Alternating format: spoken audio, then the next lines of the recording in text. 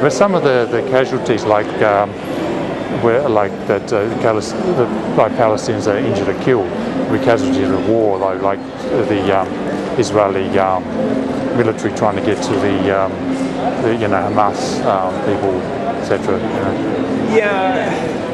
Look, I mean, a bit of a problem with calling it a war is, I mean, for instance, the last, what was called Operation Cast Lead, which was December 2008, January 2009. It was about 30 odd days.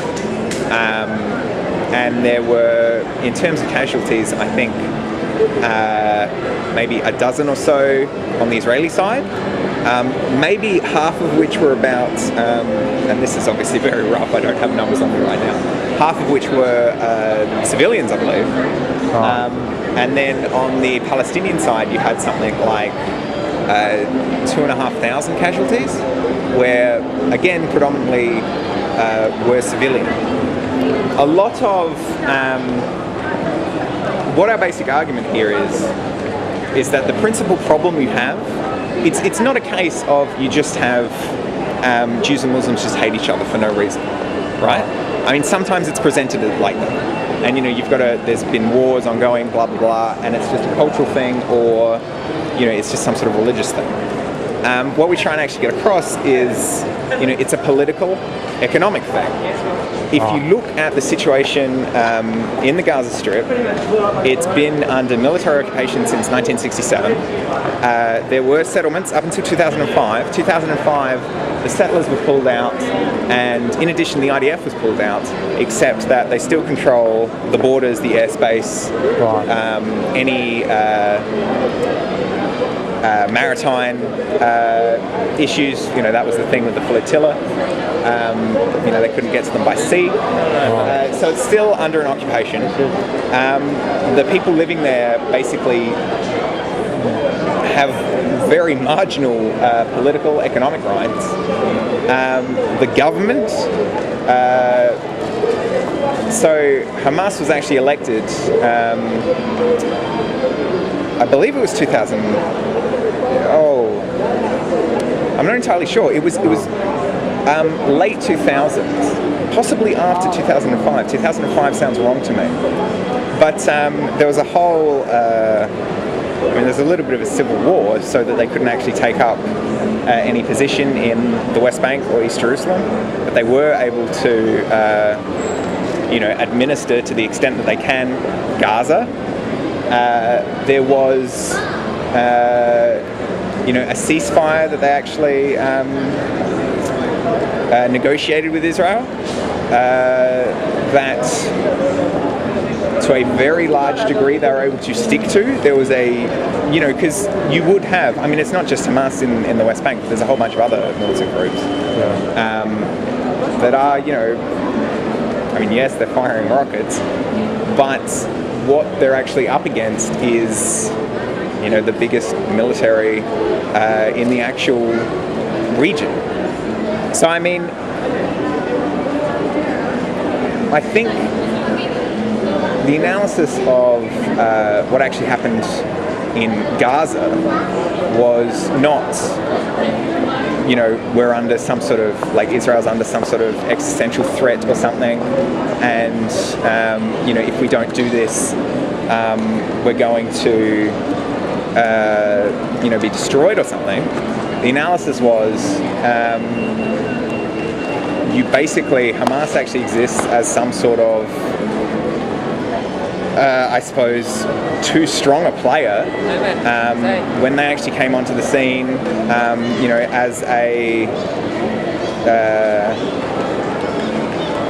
not in opposition to the Palestinian Authority, which kind of goes along with the whole, we've got to do peace talks and stuff, and we're completely within that framework of just setting it up within peace talks, but, the situation as it has been for years continues. Hamas was actually more of a ideological threat, I suppose, and the underlying idea was you actually want to, and this is what happened in Lebanon in 2006, the Lebanese War. It was basically, you've actually got to show, people who's boss.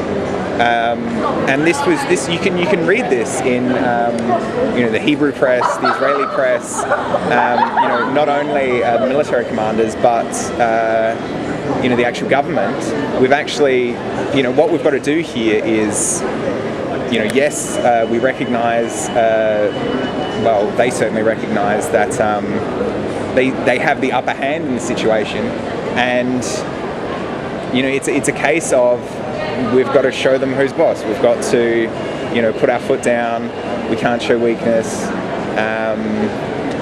If we're going to continue the situation as it has been, we've got to basically, show that we're the big military big boys. Thank you. Do you want me to talk to you about this? Or? No, that's okay. In the region. So it's kind of like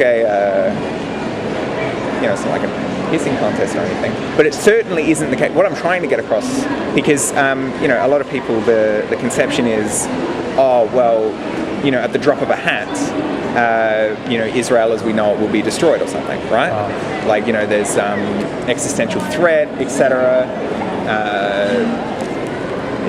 All this kind of stuff, which is it's really rubbish. I mean, if the situation isn't, you have two equally matched sides, and they're just butting heads or something, and it's an unfortunate situation, and there's nothing we can do about it.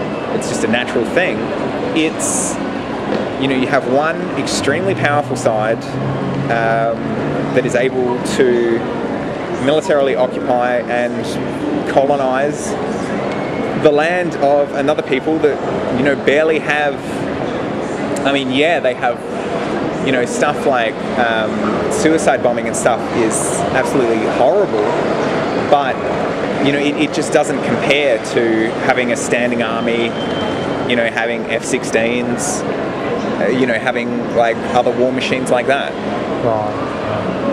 But it sort of does cause a lot of grievous angst to the Israeli people. I mean, a lot of countries have, like Australia has a lot of military, and forgetting the current deployments, but most of the time they sort of, just sit around and do military exercises, don't they?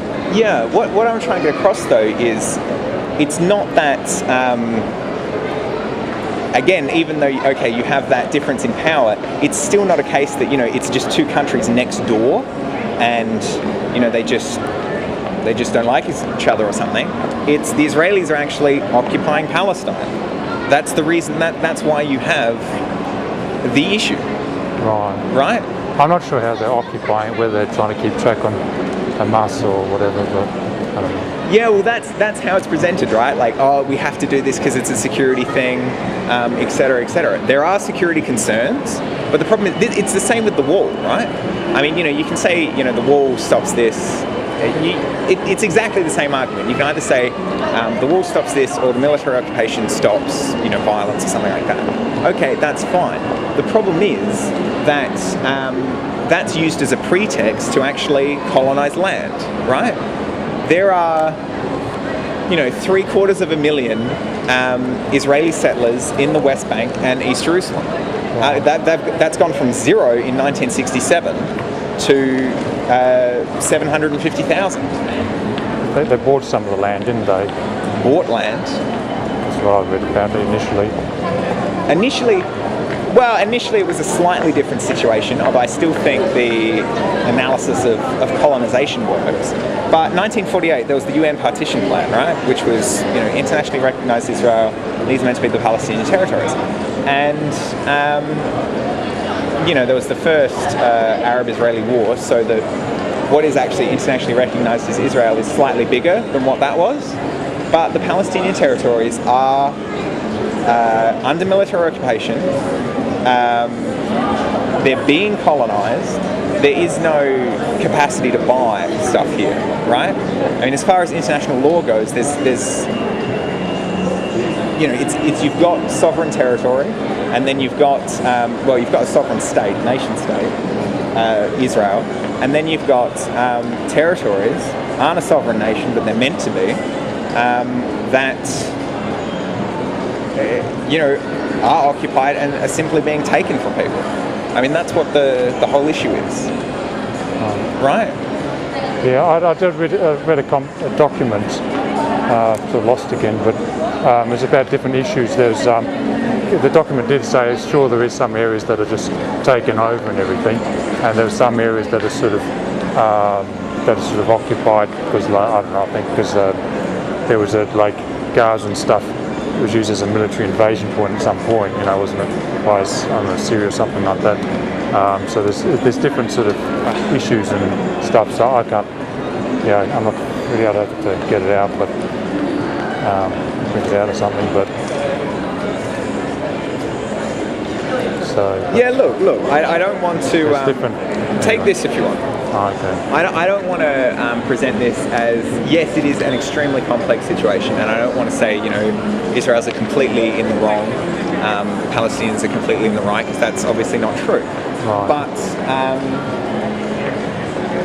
if you actually want to, I mean, basically the analysis of the situation is, you have, of the two parties, one is much more powerful, that's Israel, and also has, for that reason, a greater responsibility to actually, like, given that it's more powerful, it's the one that's actually benefiting from the situation.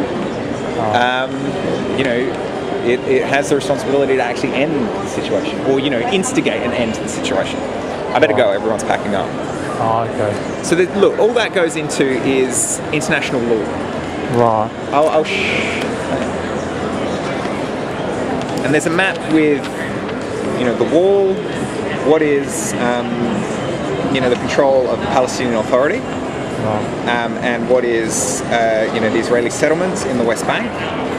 The actual ruling, well, it wasn't a ruling, it was an advisory opinion from the International Court of Justice that basically goes into, you know, the situation is, what Israel actually has to do is stop colonizing the land. You know, establishing settlements, etc., is in violation of international law. And they're doing it because they're able to profit from it. I did